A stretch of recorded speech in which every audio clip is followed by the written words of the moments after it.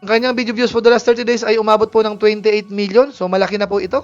So ngayon po para mas madali po na maunawaan po natin, diretso na po tayo doon po mismo sa ranking.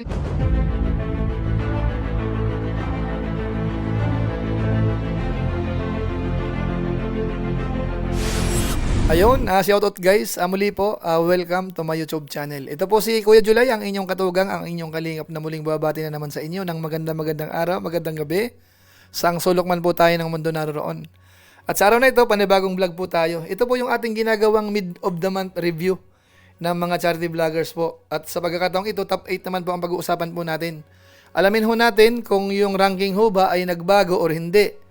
Yung pagiging viral ba ni Daddy Frankie ay nagtutuloy-tuloy compared po natin noong September 11 na nireview po natin. Malalaman nyo po yan. At sino po ang malalaglag ngayon sa ating top 8 at sino po ang papalit. So pag-usapan natin yan sa ilang saglit po. Paalala muna po ako, medyo plugging po muna tayo.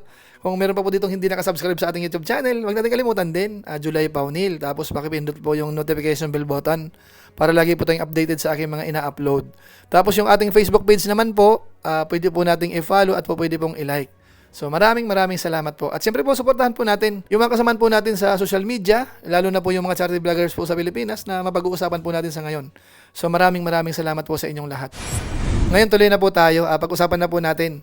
Sino kaya sa mga charity vloggers po sa buong Pilipinas ang nakakapag-maintain ho ng malaking views? Dahil dito po sa topic po natin, ito po yung ating most viewed channel para sa 30 days time as of September 17, 2025. Bali, kalagitnaan po ng buwan po itong ginagawa natin, review po, para may idea po tayo sa end of the month kung ano po ang magiging trend.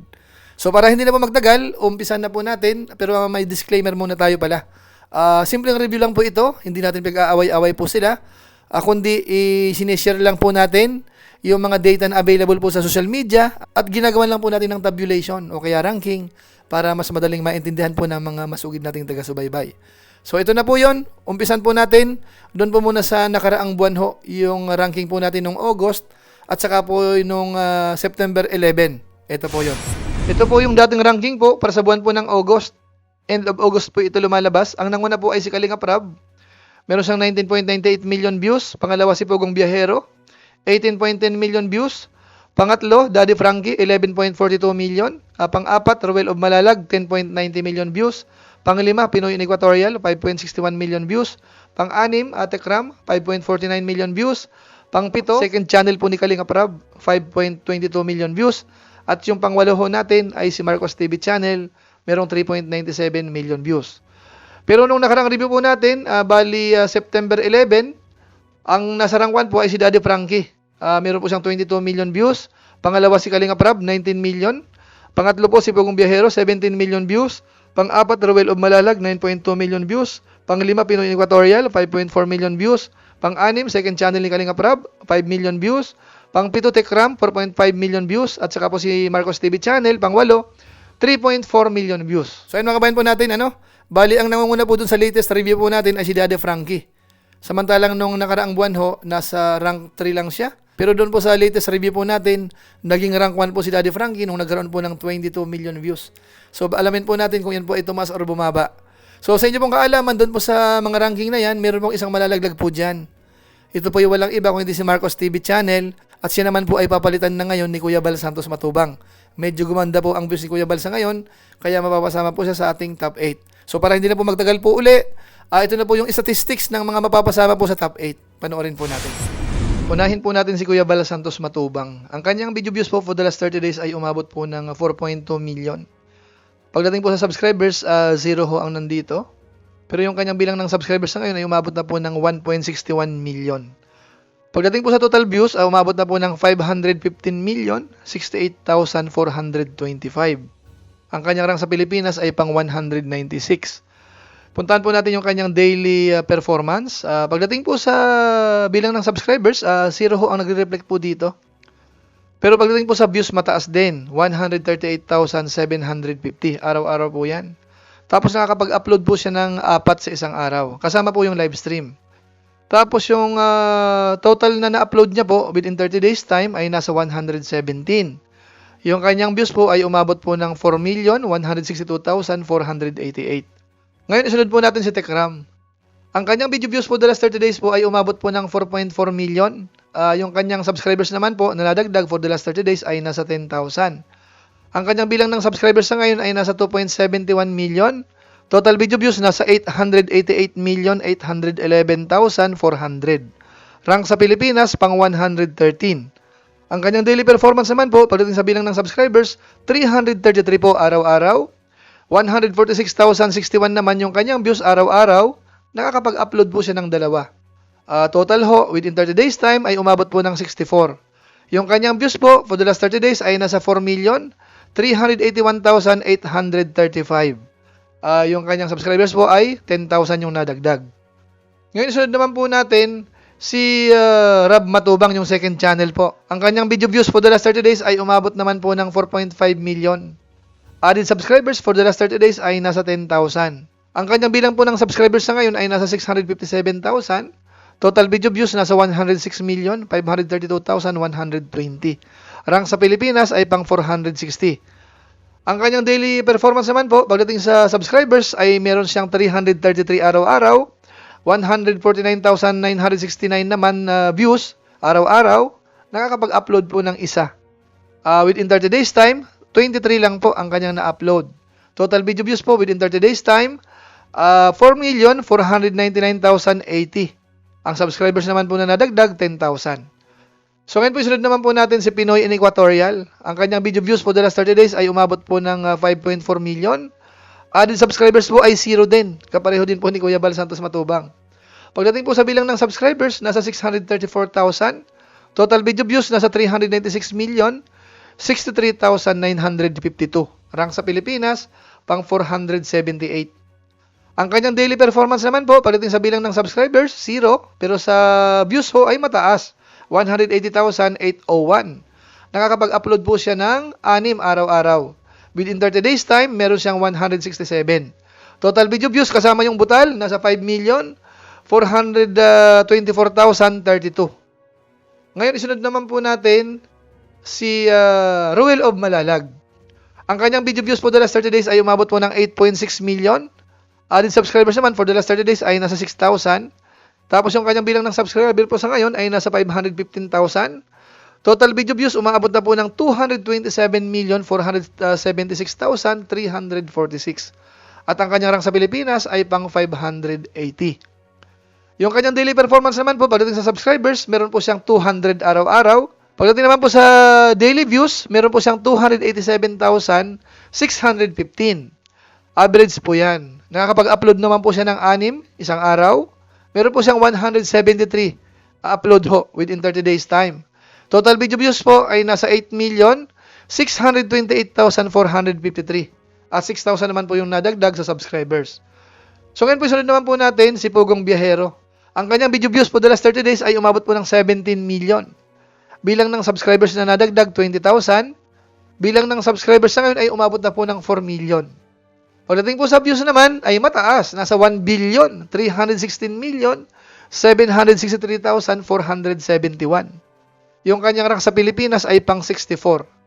Yung kanyang daily performance naman po, pagdating sa bilang ng subscribers, meron siyang 667 araw-araw. Pagdating po sa daily views, meron po siyang 581,461. Ang kanyang bilang ng upload araw-araw ay isa lang. Within 30 days time, meron siyang 40. Total video views nasa 17,443,817. At yung subscribers naman po na nadagdag, 20,000. So isunod po natin si Kalinga Prab. Ang kanyang video views for the last 30 days ay nasa 19 million. Added subscribers for the last 30 days ay nasa 30,000. So malaki rin po ito. Pagdating po sa bilang ng subscribers, meron na po siyang 3.58 million. Total views ay nasa 1,352,816,682. At ang kanyang rank sa Pilipinas ay pang 74. Ang kanyang daily performance naman po, pagdating po sa bilang ng subscribers, meron po siyang 1,000 araw-araw. Pagdating po sa views, meron po siyang 627,309. Araw-araw po yan. Nakakapag-upload po ng isang araw. Within 30 days time, nakapag-upload po siya ng 24. Total video views, nasa 18,819,259. So, rounded off po yung 19 million. Added subscribers ay nasa 30,000. So, isunod po natin si Daddy Frankie. Ang kanyang video views for the last 30 days ay umabot po ng 28 million. So malaki na po ito. Malapit ng mag 30 million po. Added subscribers po ay mataas din, 200,000. So napaka-organic po nitong views na ito. Nakakuha rin po siya ng 200,000 na added subscribers. Sa ngayon po, ang kanyang bilang ng subscribers ay umabot na po ng 1.27 million. Total views, meron na po siyang 263,731,573. Yung kanyang rank sa Pilipinas ay hindi po pinapakita. Pero pagdating po dito sa graph po, kitang-kita natin, ang laki po ng itinaas. Ito po yung views po, ito naman yung bilang ng subscribers. Talagang matindi ho ang itinaas po. Ito mga later days. So puntahan po natin yung daily performance naman po. Araw-araw ho, pagdating sa subscribers, meron po yung 6,700. Pagdating naman po sa daily views, umaabot po yan ng 929,869. So malapit po mag 1 million. Ang kanyang na-upload naman po isang araw ay nasa 3. Within 30 days time, meron po siyang 90. Ang kanyang total views po ay umabot na po ng 27,896,076. So yung 28 million po ay rounded off po yun. At yung kanyang added subscribers naman po, within 30 days time ay nasa 200,000. So ayun mga kabayan po natin, kitang-kita po natin yung mga daily performance. Sinishare ko po sa inyo para magkaroon tayo ng idea paano ho gumagalaw yung channel po ng mga naka-picture po sa ngayon. So ngayon po para mas madali po na maunawaan po natin, diretso na po tayo doon po mismo sa ranking dahil ginawan ko na po yan ng tabulation. Ito po yun. Ito na po yung ating pinaka-ranking po sa ngayon as of September 17, 2025. Bali ito po yung ating mid of the month review. So makita po natin dito, ang nangunguna po sa ngayon ay si Daddy Frankie. Nasa rank 1 po yan. Meron na po siyang 28 million views. So mataas po. Nakakapag-upload po siya ng 3. Ang pangalawa po ay si Kalinga Prab. Meron na po siyang 19 million. Nakakapag-upload naman po ng isang araw. Pangatlo po natin, Pugong Biyahero. Meron po siyang 17 million views. Nakakapag-upload naman po ng isa araw-araw. Pang-apat, si Ruel of Malalag. Meron po siyang 8.6 million views. Nakakapag-upload po ng 6. Ang panglima po natin, Pinoy in Equatorial. Meron po 5.4 million views. Nakakapag-upload naman po siya ng 6 isang araw. Pang-anim po natin yung second channel po ni Kalinga Prab. Meron pong 4.5 million views. Nakakapag-upload po ng isang araw. Pang-pito po ay si Tekram. Meron pong 4.4 million views. Nakakapag-upload ho ng 2. Ang pang-walo po natin ay bagong pasok uli. Nagbabalik, Bal Santos Matubang. 4.2 million views. Nakakapag-upload naman po ng 4. So si Marcos TV channel po ay nalaglag po siya. Nasa rank 11 po siya sa ngayon. Dahil nagkaroon lang po siya ng 3.4 million views. Ang mas mataas po sa kanya ay si Wildlife PH. Merong 4 million. Tapos si Lori Aquino Talita, 3.5 million. So yan po yung ating top 8 po. Sa charity vloggers po, most viewed channel. As of September 17, based po yan sa 30 days time. So ayan mga kabayan po natin, kitang-kita po natin. So ang nangunguna po ay si Daddy Frankie. Mukhang lumalayo po. Nasa 28 million views na po siya. Kung ito po ay mamimaintain, sa malamang ho, baka siya po ang mag-top 1 sa buwan ho ng September. Ito pong na-review po natin sa ngayon ay 30 days time po yan hanggang September 17 lang po. So may part po nung August na kasama po dyan. Pero yung kabuuan po ng September, sa end of the month po natin yan malalaman. Siguro po yun ang kasunod nating vlog po patungkol po sa top 8. Abangan nyo po yan. Pero dito po kapansin-pansin ho talaga yung paglaki po ng views po ni Daddy Frankie. At ang mga nakasunod naman po dyan ay sina Kalinga Prab, sina Pugong Biyahero. So halos hindi naman ganun kalayo. Pero kitang-kita ho natin talaga na medyo talaga kumawala si Daddy Frankie dahil nga po dun sa mga nabablog po niya po sa ngayon na kamukha ni Oliver na napaka-viral po. Bagamat hindi lang naman po si Oliver. Pero sa napansin kasi natin, siya po ang pinaka-viral sa mga vlog niya po sa ngayon. Kasi marami na po si Daddy Frankie na binablog ngayon na may mga problema sa pag-iisip, yung medyo mga nadidepress. So yan po ang laman ng kanyang mga content. So abangan po natin, mga kabayan po natin. Pero hindi naman po ibig sabihin, siya lang po ang nakakatulong. Ito po mga naka-feature po dito. Alam natin yan, mga legit po yan na charity vloggers na nakakatulong po sa mga kababayan po natin. Siguro ho, medyo bumaba ng konti sa ngayon at normal naman po yun. Nagpapalit-palitan po sila. Minsan mataas yung isa, minsan mababa. So, okay lang po yun. Wala namang masama doon, mga kabayan po natin. At least, namomonitor po natin, nagkakaroon po ng idea yung mga viewers po natin. So, masasabi ko lang po, congratulations dito po sa mga charity vloggers na napasama po dito sa ating top 8 most viewed channel as of September 17, 2025. So, maraming salamat po sa inyo. Siguro, yan lang po muna siguro ang ating mixing vlog po sa ngayon. At maraming salamat po. Kung inyo po itong nagustuhan, pwede po nating i-share. So maraming salamat. So muli, ito po si Kuya Julay, ang inyong katugang, ang inyong kalingap na pansamantalang nagpapaalam po muna. Kita-kita ulit tayo sa mga susunod ko pang vlog. Maraming salamat sa inyong walang sawang pagsuporta po sa ating YouTube channel. Pagpalain nawakan ng Diyos, mabuhay po tayong lahat. God bless. Bye-bye.